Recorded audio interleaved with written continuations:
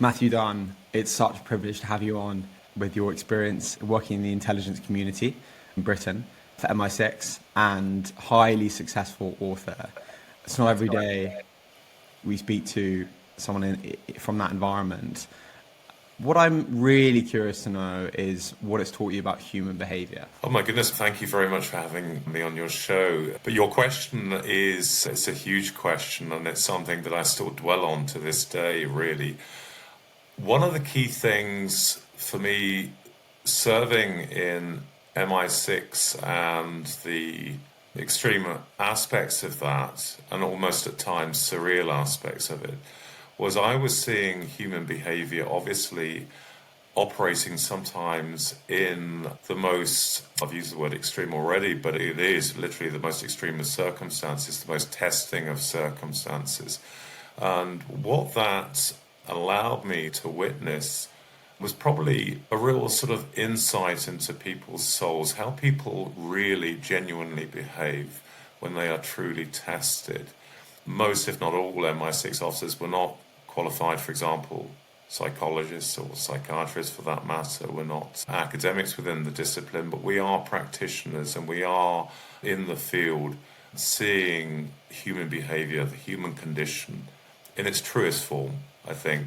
So the circumstances of operating in the secret world, as I call it, really, it was a privilege, really, because I was getting perhaps a greater insight into people and how they behave when they're really put under stress, and then perhaps more so than somebody who's operating in a more controlled environment. And with that, you've got, I'm sure, many moments where people are incredibly exposed, and you talked about that rawness and being exposed to people's souls. On one hand, that's true, and then on the other hand, there's a lot of distance between these people in other parts of their lives, which you know less about. Talk to us about judging people and working out who people are was clearly part of a very important aspect of what you did. Talk to us about that, the challenges, and maybe there were some useful kind of tricks and tools that you've come across. Specifically, what you have talked about, which has been a theme in episodes we've done so far, is this concept of gut, and how you, in your community, it was very clear that there were just situations where you didn't need to explain fully with data on why you came to a certain view. It was just a sort of gut feeling with elements of objective data, meaning that you led one way. And I'm just going to quickly tell a fascinating story. There was a undercover police cop who was working in the drug unit in the UK. It's incredibly, corruption's a real issue, a real challenge because of the nature of how lucrative drugs are. And he had some new colleagues involved in this case, and he just had this gut feeling about one of them that he couldn't shake. He just said to his boss, listen, I can't work on this if that person's on the case.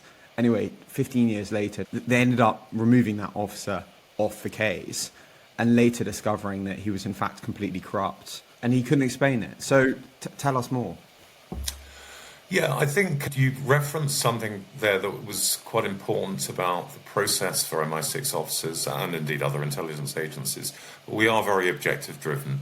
My insights, going back to the earlier parts of your questions, my insight into people, I'm very minded that it was not in entirety, it was with a specific purpose, objective in mind. So put bluntly, I was looking at somebody thinking, can this person do what I need them to do?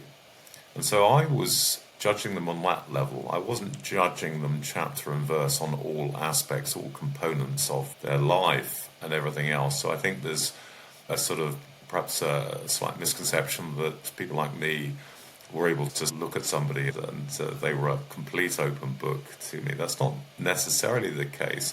And it would also have been a waste of time. So really we're trying to get to the sort of the core elements that are of interest to us.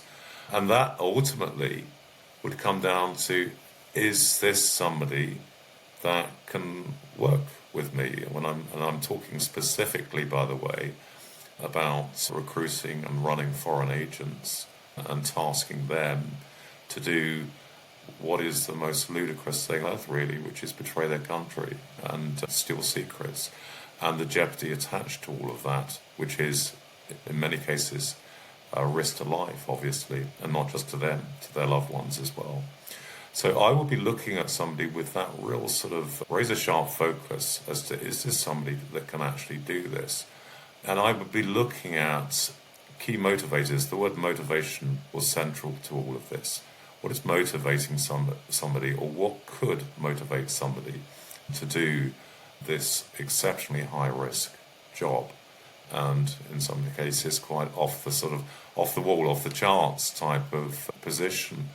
So looking at somebody, you've used gut instinct, the phrase we use, by the way, in MI6 was using one's antennae, the same thing essentially.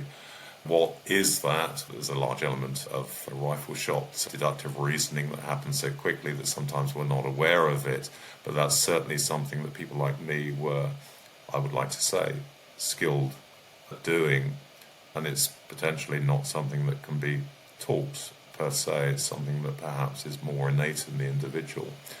But the ability to look at somebody and think, okay, for me as an intelligence officer, what's my way in? What route can I take to at least forge what ultimately will be a highly unusual relationship? And I might expand that route in, or indeed navigate away from it in due course as I glean more information about the person. But certainly choosing that starting point. Also, for your listeners, to your point about learning, key learning points, I think it's quite important as well to remember, regardless of circumstances, we human beings, nothing really has changed. We haven't evolved much at all over the thousands and thousands of years and beyond. So there are always key drivers within us that we can look for as independent observers. The raison d'etre of being a human being, what makes us tick, the key emotions, the key aspirations, the key fears, concerns, all of these kind of things. None of that was any different in the world that I operated in. So when looking at people, put more crassly, I will be thinking, okay, what's on their mind right now? What are they thinking about? What are they worrying about? What are they looking for in the future? What's driving them? All of these kind of things, which one can apply in so many other walks of life. So there was nothing different in that respect, apart from the fact that the dial was turned up to the maximum. Sometimes there's an incredible book of Confessions of a Sociopath. Some people can operate in such a manner whereby they can really mislead people, and innately during the recruitment process you're at times going to come across certain very skilled people that for whatever reason might mislead you. Did you come across that ever? Were there any learnings? So if we were to categorize, let's take the sociopath for example, or psychopath, for a little difference in terms of output, people in the unusual category, the 2 or 3% or whatever percentage we want to put on it, yes, 100% you would look for that. And to your point, yes, I came across that, because some people who were charming, hugely intelligent, very erudite, people that you'd want to spend time with, be in the company of, people who under other circumstances you could almost say, this is somebody I could to form almost a friendship with. But I would know, because I would be looking for it and I would be picking up little indicators. This person is framing the world and the people within it in a very different way compared to people who are, for example, not psychopathic or sociopathic or narcissistic. But again, that's something that I would look for and then think, okay, how can I manage that? Or can I manage it? And fear, when people take the risks that they did, were there surprising parts on how people need support on that journey? Not surprising, because fear is fear, and of course it can hit us when we don't expect it sometimes. It can be an unexpected thing, but it's innate human emotion. So I would be unsurprised by it because I'm constantly aware of it. I'm aware of it in others a large part of what I did in terms of human intelligence was, as I mentioned, the recruitment of well-placed individuals, foreign nationals typically, in target countries. And the concern about their well-being was of paramount importance. That was the key thing for a case officer such as myself. And looking for moments when we'd have encounters, looking for moments where nerves were shaken. And yes, many experiences, many examples to draw on where the bravest souls, male, female, young or old, all walks of life, all shapes and sizes, people who've proven themselves time and time again, just had that moment, and it can come to us all, that moment where they can't do it.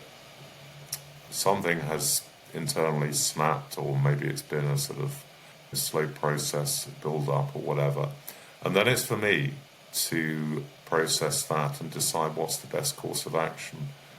Key priority would always be my agents, their welfare, to the extent that if I felt that tasking them further would cause them a problem that they couldn't manage, then I would pull the plug. I would say, that's it, I don't want you to go back in there where fear had consumed them.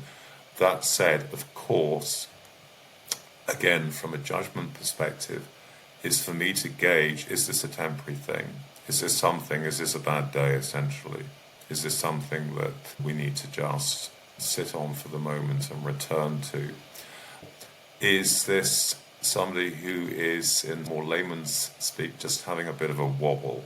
And if so, can I inspire within this moment? Can I supply them my strength to rebuild them, rebuild their courage, and to not overcome fear, because it's a difficult thing to do, but at least manage it? There are two things that come to mind. One is just the concept, the wobble moments. Is there a tool that you found quite helpful in getting people out of those moments? And the second thing is, there must be certain agents that are just so valuable to the likes of MI6 that you are so incentivized to A, make your asset feel valued, but B, protect their productivity, protect them, and covering for them, and making sure that their life is going well as such. Do you feel like you were able to support people to the correct degrees?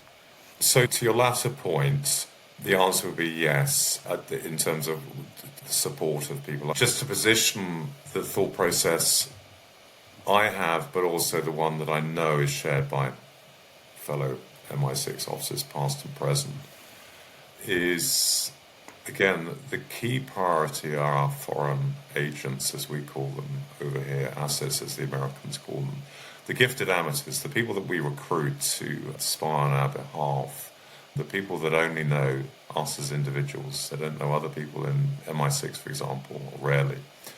So what results from that is what I think is an extremely unusual relationship between case officer and agent. I think it's one that is closer than your typical family, for example. It's two people, let's take a sort of figurative but typical smoky hotel room in Istanbul or something like that. And the intensity within that relationship is something quite remarkable, and is not really captured in other walks of life, I think. Both individuals completely reliant on each other, both typically from very different backgrounds or circumstances or whatever. Age can be sometimes a factor, gender, other things, but sharing this unique experience to the extent that who we represent almost fades away in that encounter, in those moments of coming together. I would always know I was an MI6 officer, but it was so deeply buried at that moment.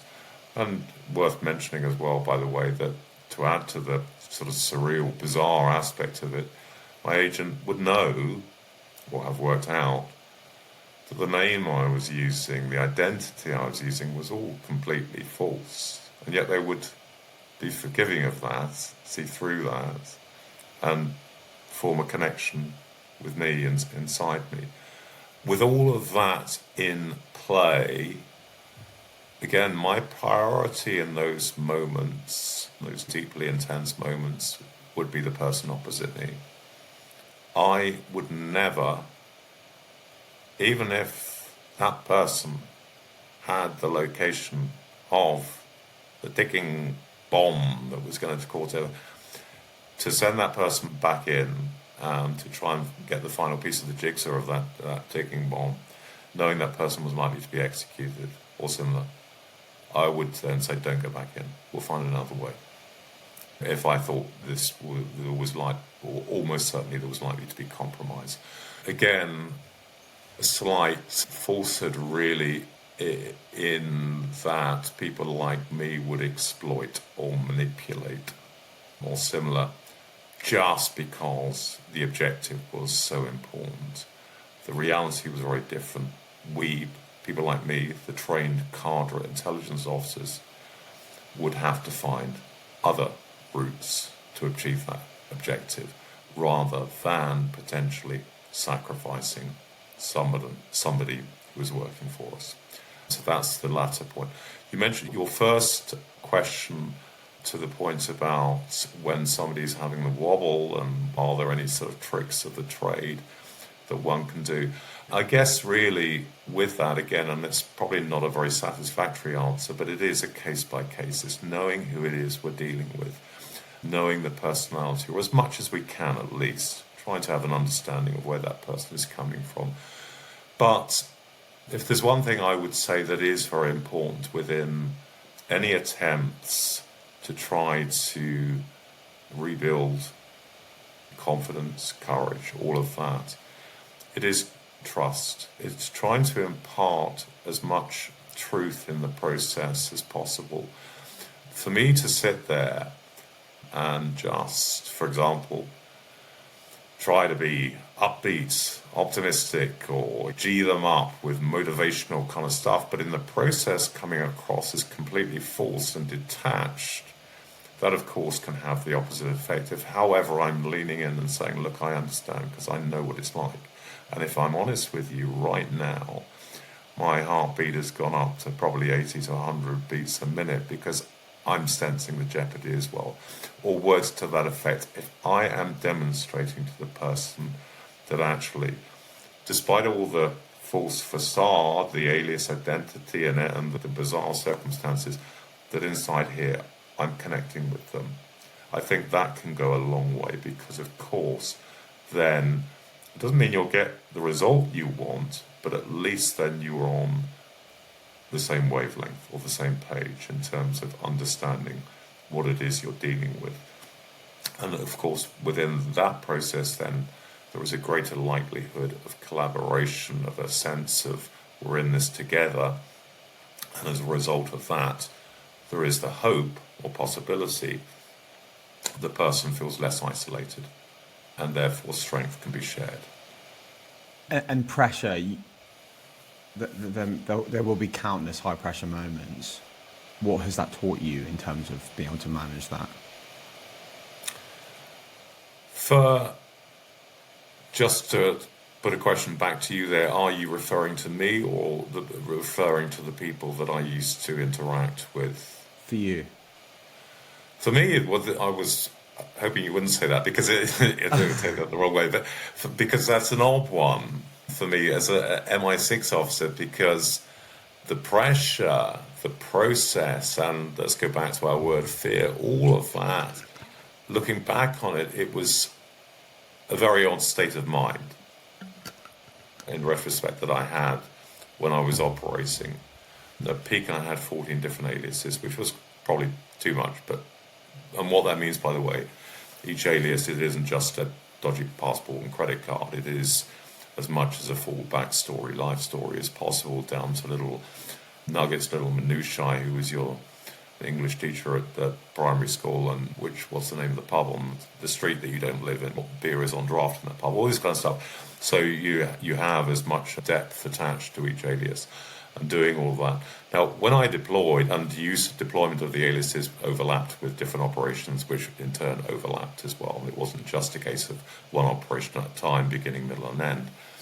But whenever I deployed, I personally really became that person. I really did. Buried inside me was Matthew Dunn, MI6 for sure. But I really did, to the extent that if somebody called my alias name from across the street, some stranger, I would instinctively turn towards that call. So within that process, I really felt like I was, it's wrong to say somebody else, because I'd grown into that person. And what happened as a consequence of that was in my mind, a heightened ability to deal with process and problem solving and unusual, the unexpected. And the unexpected always occurred, and one had to be able to react to it. But also the same applies to fear. I never, looking back, despite stuff, really felt fear that much. I think I was so focused on what I was doing, so focused on the operation and the intricacies attached to that, and it became almost like a problem to solve, and a thrill attached to it as well, the unusual components of it all, everything. The fear didn't really feature in my mind. I was, to reiterate, very attuned to it, aware of it in terms of the people I interacted with. But for myself, I was almost had a sense of I was where I should be. I haven't come to firm conclusions as to all of that, but just to flag to you, it is something I'm aware of when I look back on it now, as to an unusual state of mind. Yeah, clearly there's a lot of instances where it's clear that people do change with change. We're adaptive creatures, and COVID's quite a good example of that, on how people just if you have to do something, you get on and do it. But regardless of that, there are innate human tendencies and natures that can't really be ignored. So one being just the nature of, do you think that it's somewhat human nature to need, to a certain degree, to share about what you're up to people, and it's that connection, and I'm not sure how to translate how that connection manifests, but when you're in the field and you can't be sharing these things, fine, you'll be getting used to that. But is there an environment, maybe at work, where you could release these unusual things, because you can't really exactly be writing in a journal about these unusual circumstances? Yeah, I'm thinking it through actually about what you're saying, and again, very unusual. So if there's for MI6 officers, for example, the same will apply, by the way, for so many other walks of life that deal with extreme things, including, for example, healthcare or military or police you mentioned earlier. That's the kind of thing. The safety valve for us, if there was indeed any kind of safety valve, would be coming back to the likes of head office or something like that, where you're in a controlled environment and you can meet up with people who are doing similar. You might not have seen them for several months or longer, whatever. They're dashing around here, there, and everywhere around the world, and you meet up and you're suddenly on the same wavelength, and you can't betray details about the operations you're doing, because that's all ring fence, but a general understanding of this is a like-minded person and they've been doing similar wherever it is. So all of that. But what is making me pause for thought a little bit is your observations, which I agree with to a large extent, about being in the field. And it was worth noting that intelligence officers, MI6 officers in particular, we operate alone typically. We're not going out in teams or whatever, or with support or backup or anything like that. So the people we're talking to are the people that we are running or we're targeting or whatever. These are the people. And so any potential to form bonds or to release information or to feel more relaxed into the whole process will be a highly unusual one, because at no point are you not working. So you're operating on all sorts of different levels as a completely different person, but the aliases intelligence officers choose tend to have some components of who we really are as much as possible.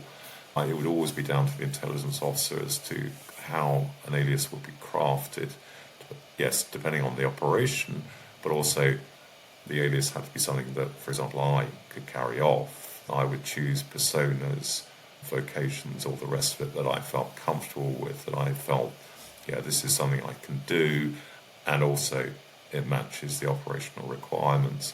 So what that then allowed in theatre, in the operational environment, is, yes, there were opportunities for me to almost release bits of myself in the process. But those bits of myself were always wrapped and coated and this, that, and the other. Yeah, and there are plenty of ways you can be creative about how one Yeah. can release that in terms of what you're referencing. You were very privileged to have been working with all sorts of people from different places. Are there some people who you came across who were a particular inspiration to you in terms of, and what does that inspiration look like tangibly? Is it about values? I'd love to hear. Maybe it was an action that just completely shocked you and you were just completely taken aback, and you've always just looked back at that moment and that person and how they acted in a situation and just been, and you reference it sometimes when you have your own decisions in life about how you want to behave or act. I don't think inspiration, yeah, to your last point there about, okay, that's going to inform how I am particularly. There's a sort of truism, sometimes they use it, I don't know if they still do it, but in MI6 recruitment, one of the questions that's just asked is, who do you look up to? And the correct answer to that is no one, because to look up to somebody means you perceive yourself to be beneath that person. And so I mentioned that simply that one has to be cautious with sort of wholesale inspiration and what it can do to oneself. But I think for me, I was inspired or energized, or call it what you wish, by, I think, people grabbing life, grabbing a sense that, yeah, let's go for it. Let's do it because we're on this planet once, and what we're looking to do is truly remarkable, probably near impossible in some cases. But why not? What would happen to me in those circumstances when I was in front of somebody who I'd like to say was like-minded, that it would invigorate me. I would think I'm in the right company here. I'm with the right person. I'm with a like-minded soul. It would actually make me happy in that respect. Different ways that can manifest itself, of course. It could be, going back to our point about courage and fear and overcoming fear, or trying to overcome fear. Sometimes it could be a moment of that, somebody coming to self-realization, yes, I can do this. Yes, the old me would have walked away from this right now, but the new me is actually going to take that further step or two, whatever.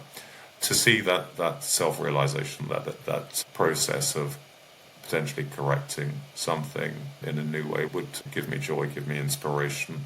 But so many different outcomes, I think, there in terms of what would invigorate me in those circumstances. But I think ultimately I was always overjoyed when I was in the presence of people that were grasping the nettle and applying themselves. And talk to me about that point around the answer is no one, when who do you look up to? This is really to do with, I think, really to do with a perception of self. MI6 looks for people who are, they probably don't use this phrase, it's probably my phrase, but really are generals of themselves, are the leaders. They're people who, regardless of age, and obviously bear in mind that one can join MI6 straight from university, so you can be a young, naive 21, 22-year-old, and it is quite feasible that within a few months after training, you can be sat opposite a hardened, grizzled 60, 65-year-old person in an operational setting. And within that, you need to have a sense that actually you are that person's superior. You have that leadership thing there. But if your starting point is one of, right, this is over-egging a little bit what you're saying, but is one of all subjugation or whatever, you are further down the pecking order, then of course you can't do the job. So MI6 in particular is looking for people who are, without being arrogant, by the way, a very negative trait, but do have that self-confidence and that general sense of, I will, for sure, draw inspiration and learn and adapt and all of that, but I won't have a starting point that I'm second best. Fascinating.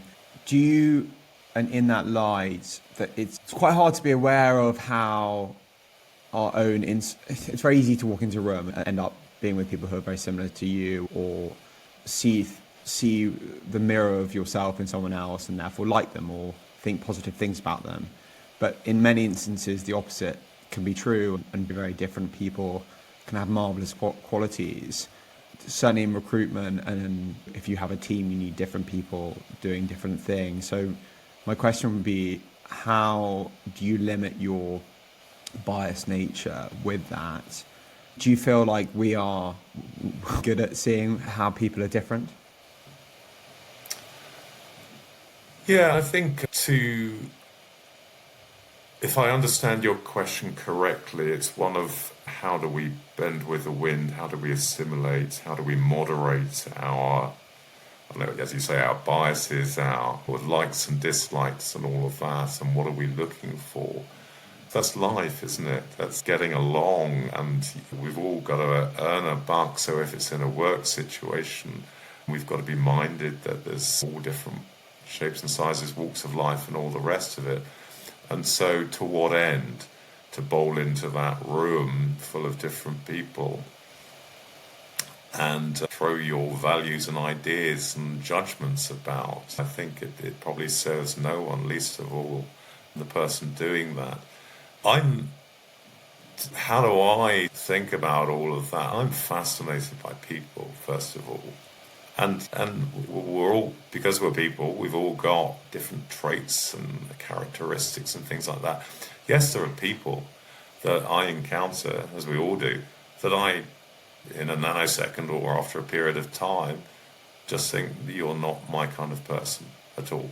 And you never will be. And unless I have a particular reason for needing to be alongside that person, I'll probably steer clear of them because they serve no purpose to me. But purpose, by the way, it sounds very forthright, but the same could apply to friendships, for example, or whatever we want to get out of them. Yeah, not nice people, yeah. Yeah, at these stage, and I think also, by the way, age helps as well. I'm at the grand old age of 56 now, as one gets older, you become more at peace with it all. You think, it's the percentage thing, isn't it? They're out there in the world, there's loads of great people, loads of lovely people, loads of people that operate somewhere in the middle, and then of course there are the nasties out there kind of thing, and it's how do we navigate all of that and what do we need to do within it all.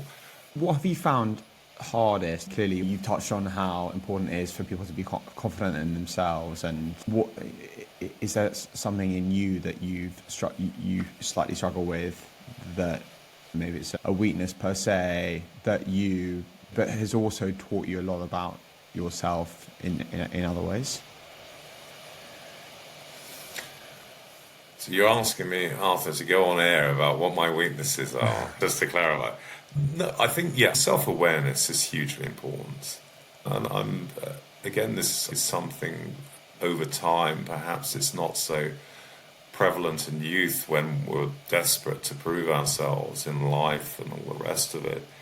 But as wisdom slowly but surely kicks in, I'm very aware of, going back to my point, of likes and dislikes and who I am as a human being.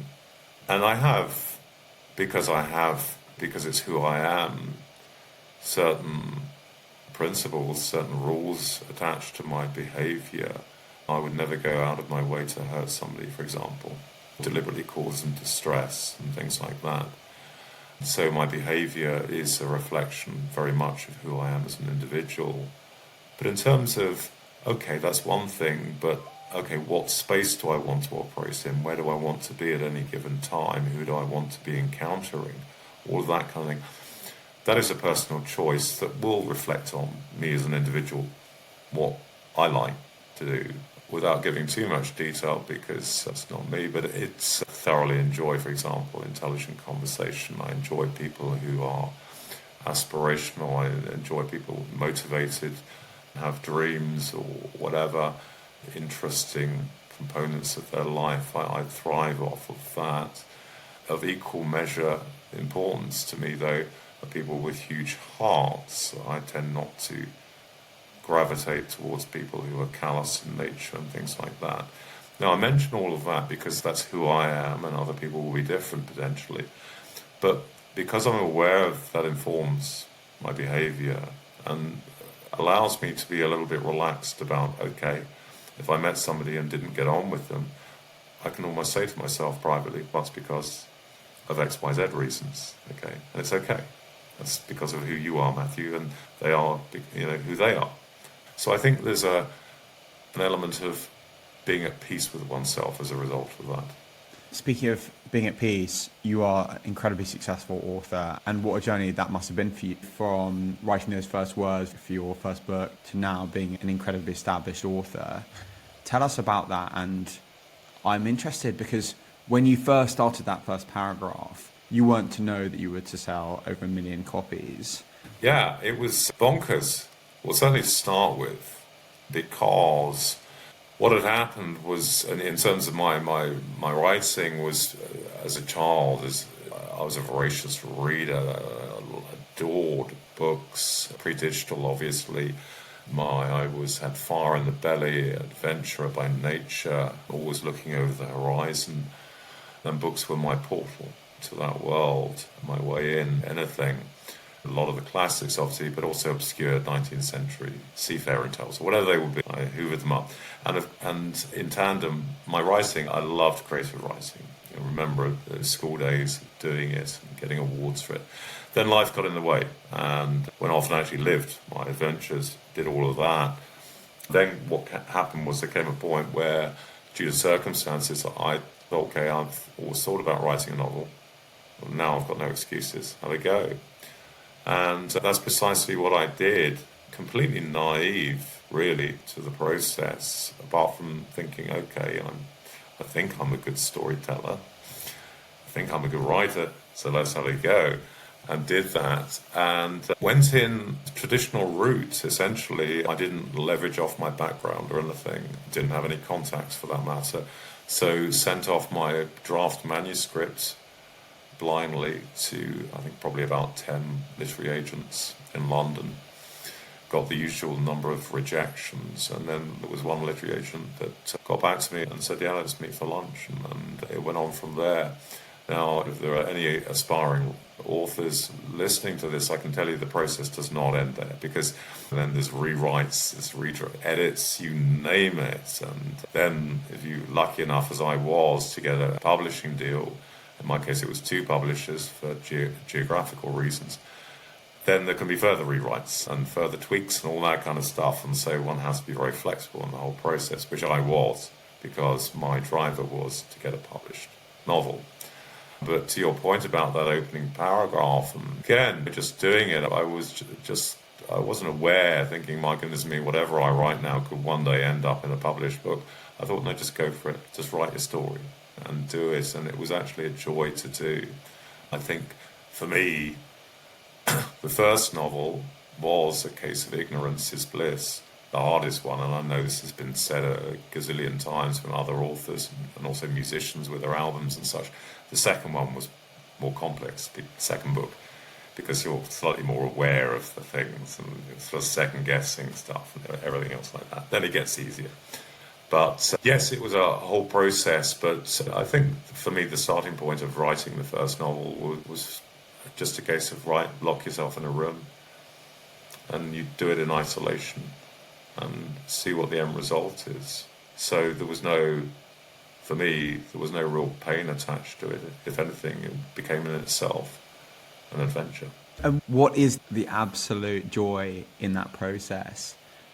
The absolute joy for me, I suppose it must vary per person, but for me the absolute joy, I think, is the finished product, the finished book, when it's finally done.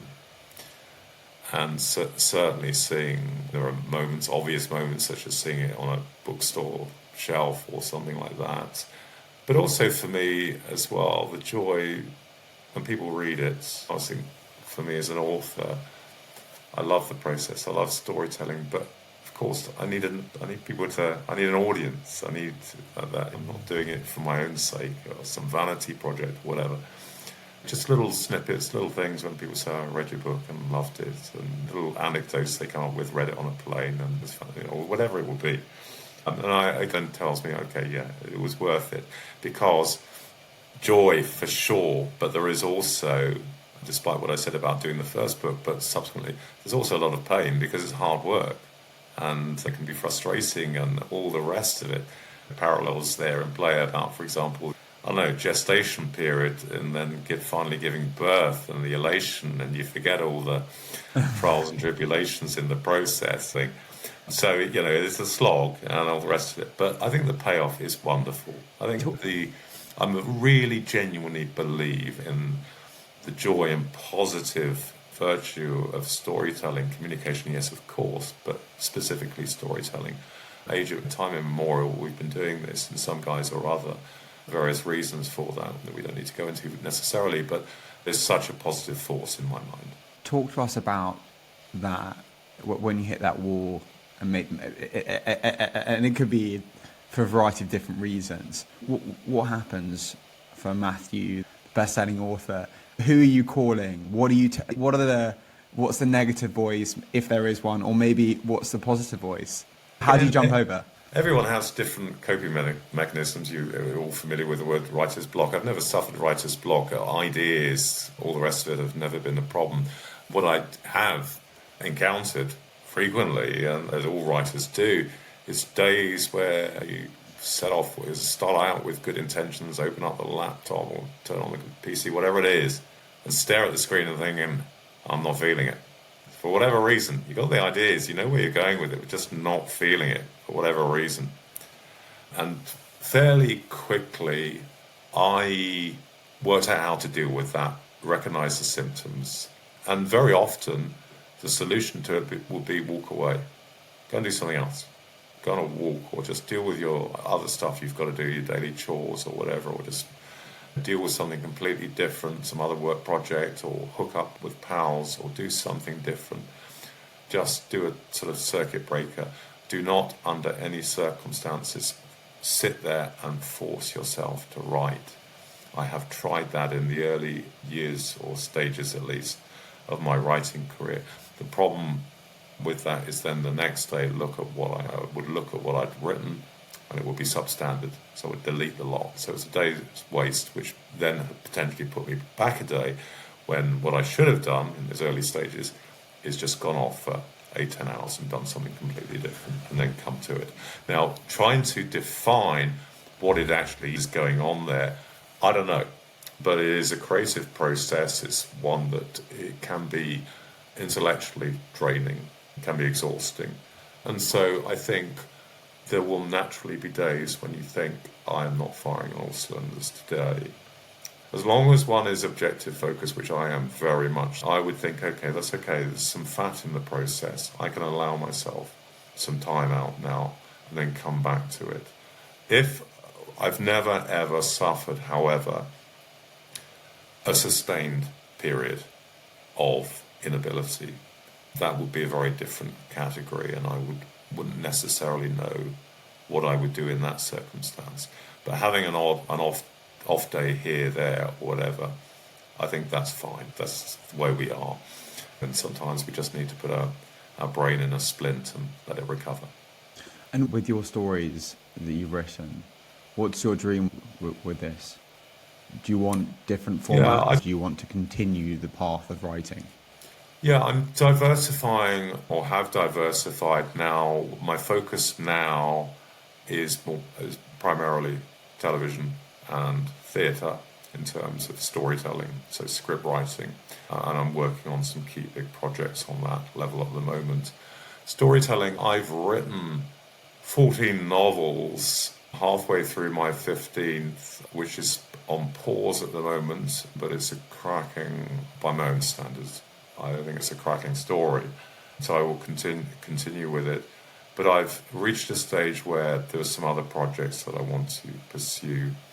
As long as I'm doing storytelling, As long as I'm sitting there with the blank sheet of paper thinking, okay, what can I do with this? Then I'm happy. So the medium can vary from a novel to the screen, to the stage, whatever, or indeed radio, whatever it will be. But the output is similar. So aspirations with the novels, nothing beyond what they're achieving, which is hopefully for people to read them. And my direction onwards remains 100% creative. That's who I am. It's how I was born.